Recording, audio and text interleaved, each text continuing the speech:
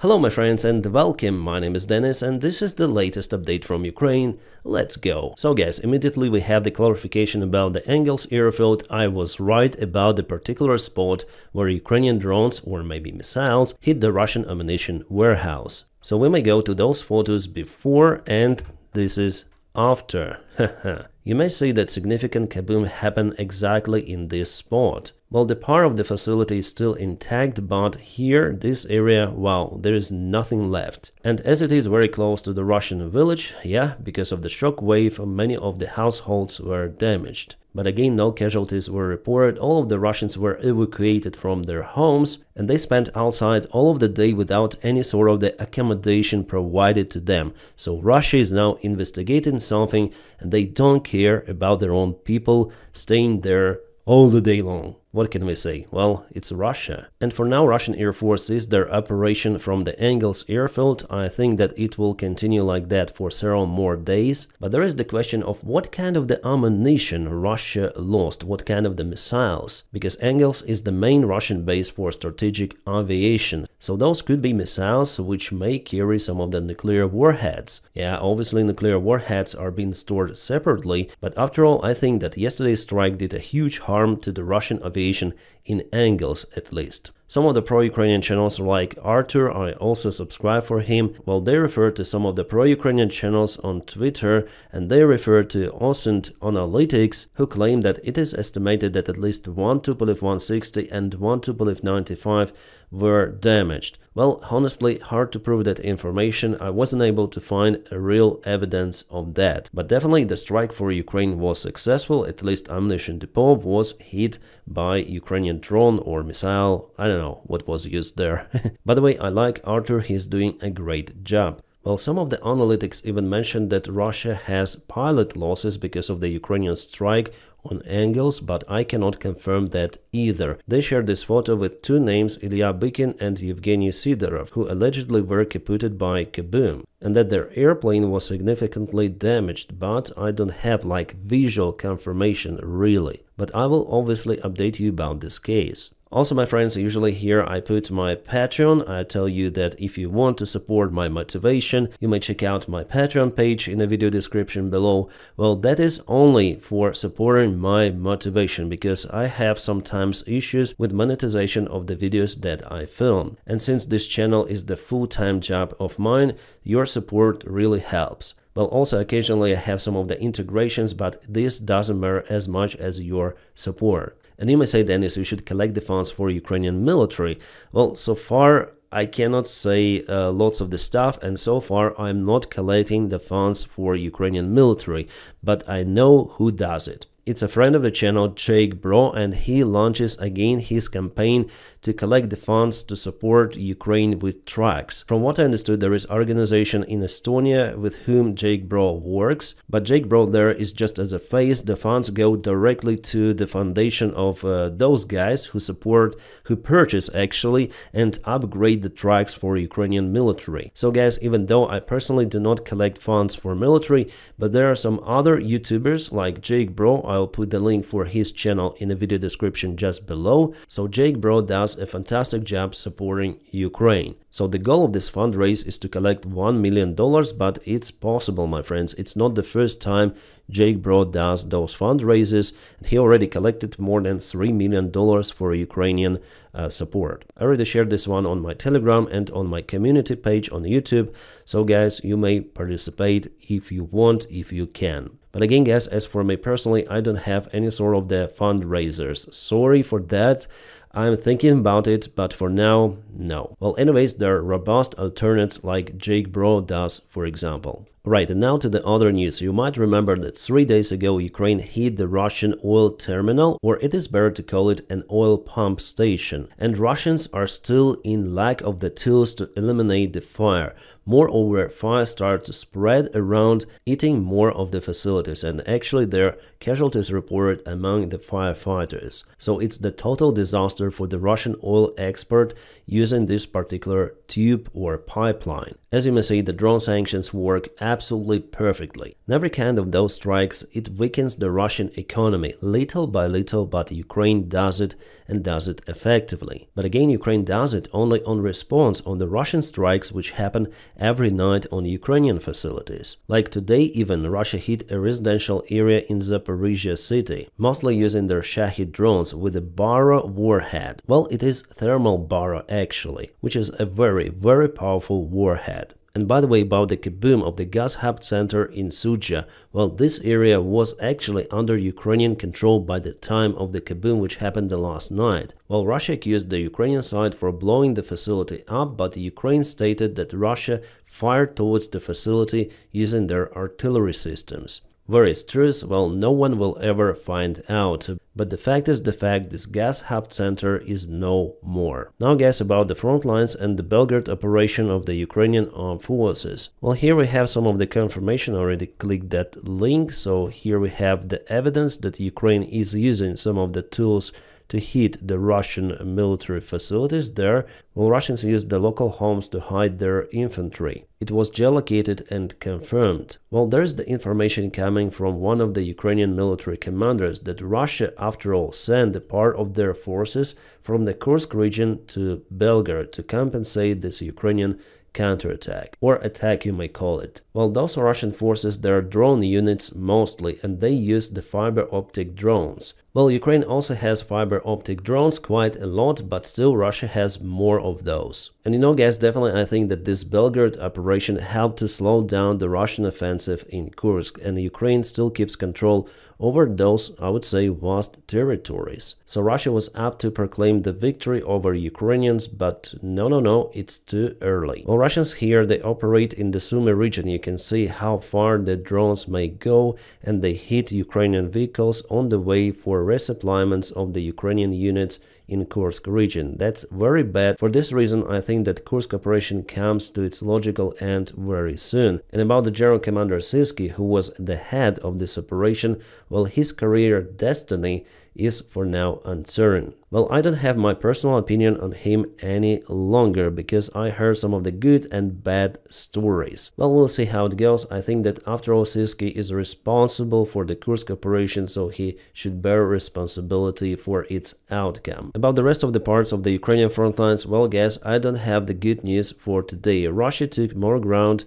in this area not far away from Nadiivka and Sribna, like for example over here near Zaporizhia. They've expanded this bridgehead. I've told you about it, I guess, yesterday. And also apparently in Toretsk, Russia regained some of the territories under their control, for example this stadium, those buildings, and a couple of the quarters here. Just to remind you, before there was quite a successful Ukrainian counterattack, and still it is ongoing, so the front lines are boiling, but I would say quite stable for now. And now to the other news. European leaders still discuss sending their peacekeeping forces to Ukraine. They form some sort of the coalition of the countries and they think about this future perspective. But again, it only might happen after the ceasefire is agreed and implemented in Ukraine.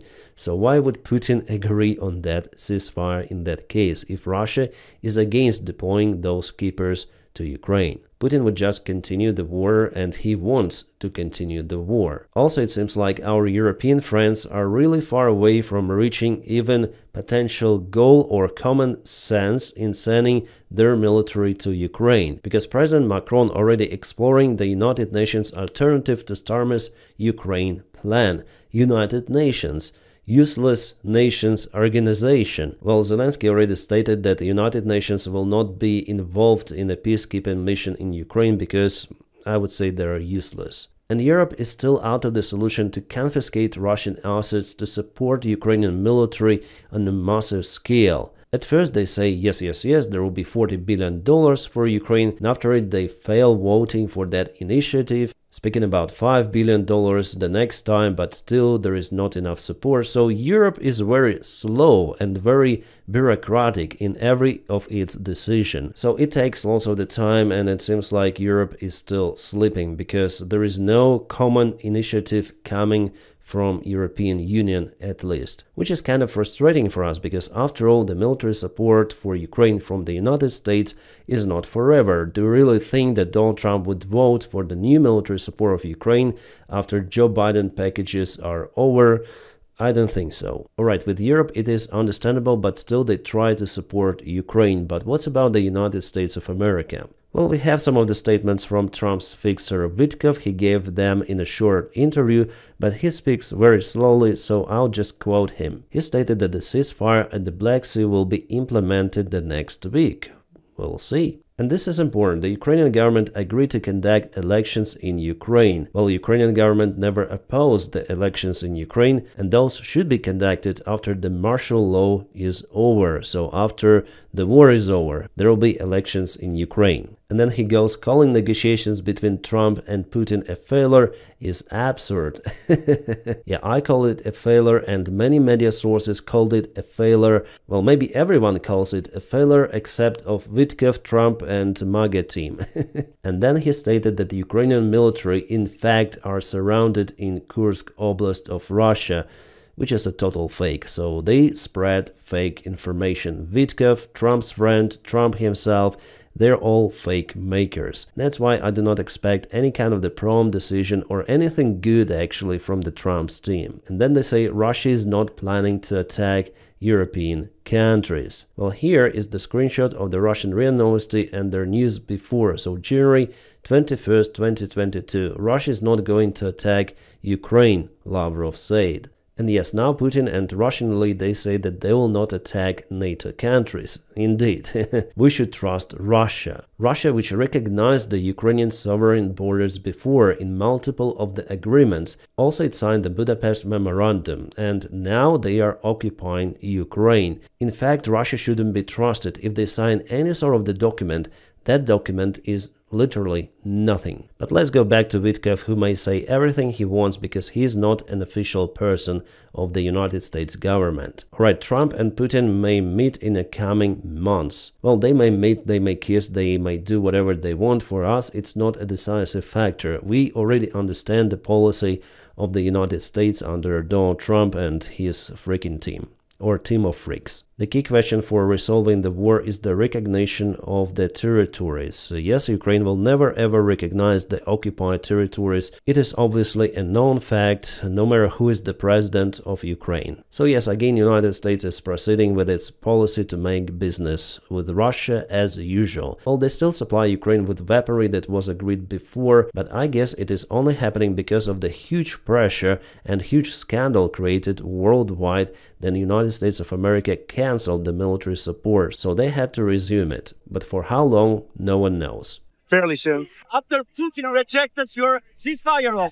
He didn't reject What anything. would he do or something after Putin rejected your ceasefire proposal? Well, Trump said that Putin didn't reject anything. And they do have sanctions. They have a lot of sanctions. They have... So basically, you heard his response that Russia is already under the huge sanctions, and yeah, why to put more sanctions on Russia? If we read between the lines here, so Russia is not pressed by Donald Trump administration at all. By the way, this Witkoff guy gave the interview to Tucker Carlson. Interesting. And yeah, sometimes I have the data from Russian channels, but it doesn't really matter because I subscribe on Telegram on almost every of the channel of Ukraine and every of the channel of Russia to have all of the information for me to give to you. Wow, interesting news from the Donald Trump himself. He stated that the United States of America continued the development of F-47 fighter jet. It's gonna be the first 6th generation fighter jet in the world. And to confirm that, we've been presented with this image that was 100%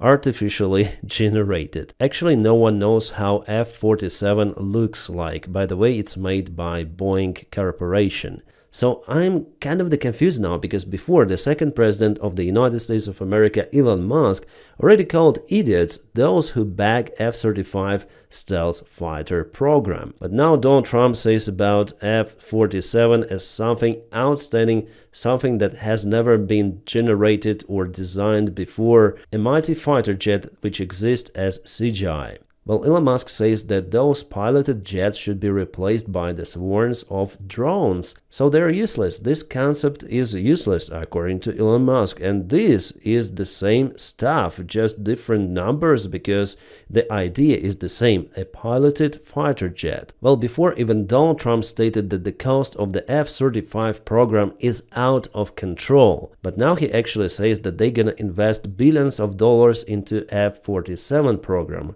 Well, they say roughly $20 billion could be invested into that program, but you may easily multiply those by 3 at least, as it usually is.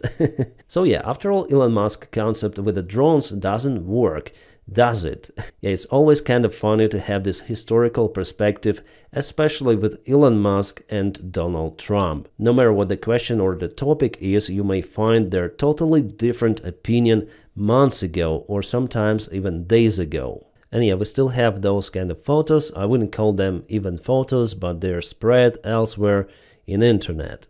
If you go with F-47 in Wikipedia, you'll find some of the information about it, but no any images. Details about the F-47 design remain classified. So all of that is nothing but imagination. I remember how Russia also used CGI to show their missiles, which potentially may hit United States of America, and now America does the same stuff with their F-47 program. Just the hype news to spread elsewhere. There is nothing for now behind it. Yes, the program is there, but it is very early to say that it's gonna be a successful program. Well, also Donald Trump stated that they're gonna sell some of the reduced capability version for United States allies, because those allies could be not allies of USA in the future. Wow. Well, I wonder whom he speak about. European Union, Canada? Well, in this case, honestly, who would buy those airplanes? Who needs a reduced version? Even with F-35, some of the countries are really concerned, like Germany, Portugal,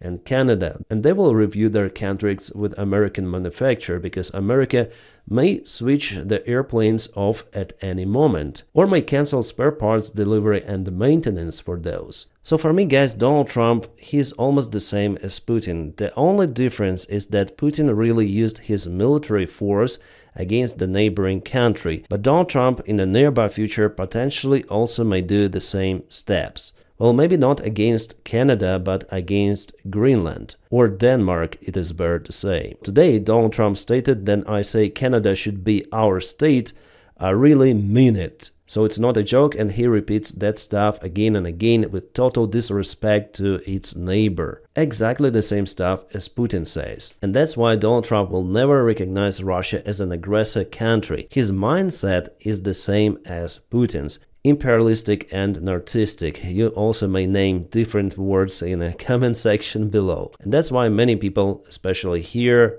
and here, they hate him. Oh, looking good. Military uniform fits him perfectly. Yeah, on this photo, Prince of Wales William. So he went to Estonia to drive the Challenger 2 tank and maybe even take part in the local military drills. Yeah, Prince William is a nice guy. Look how excited he really is.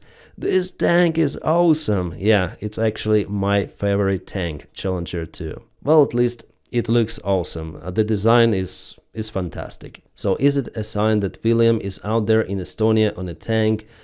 Could be. And maybe tomorrow I'm gonna tell you the scenario of how the war in Europe may erupt, and it might start from those Baltic countries. And for now, my friends, I wish you all a peaceful sky wherever you are, and have a great time.